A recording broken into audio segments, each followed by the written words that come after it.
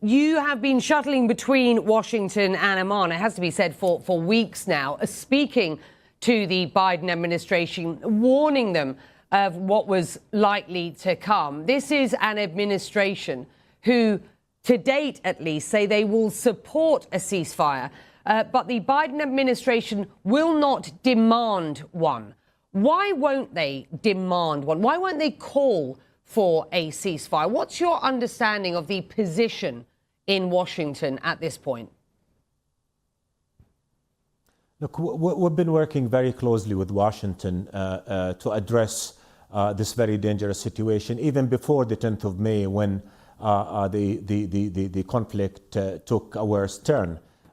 We were talking to the Americans about the need to restrain Israeli measures that are causing this conflict. The Americans are engaged. We're in discussions with them. They've sent some very good messages vis-a-vis the need for Israel to respect the historic status quo at the holy sites and in Jerusalem, for settlements to stop, for evictions of the people of Sheikh Jarrah not to happen. So we are engaged with them. We're working with them on all of that. Egypt is also working extremely hard to try and get a ceasefire. Today, His Majesty had a joint meeting with President Macron and President Sisi, and later spoke with Merkel. I've been in touch with Secretary Blinken.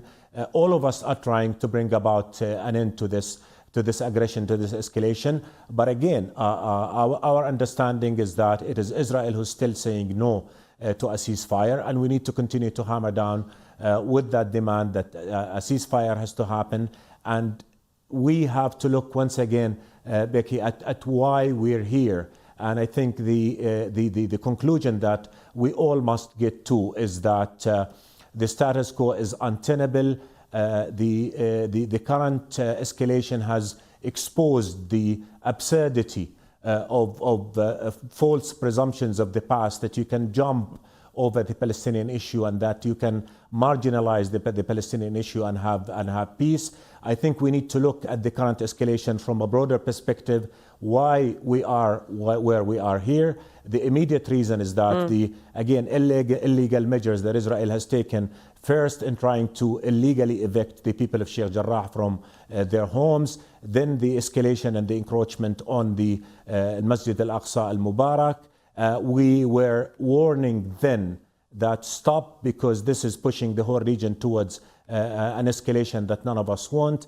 Our messages were not heeded. Our warnings were not listened to. But beyond the immediate reason, I think what is happening speaks to the fact that the level of frustration with the absence of political horizon, the consolidation of occupation, the disownment of the two-state solution by some Israeli politicians as the only path forward, all contributed to the creation of environment that led to the current explosion.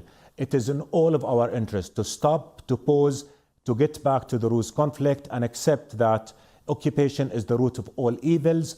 If we are to have peace and stability, we have to stop the occupation. We have to respect the holy status in the holy sites in Jerusalem. We have to respect the human rights of Palestinians to freedom, to dignity, and to statehood.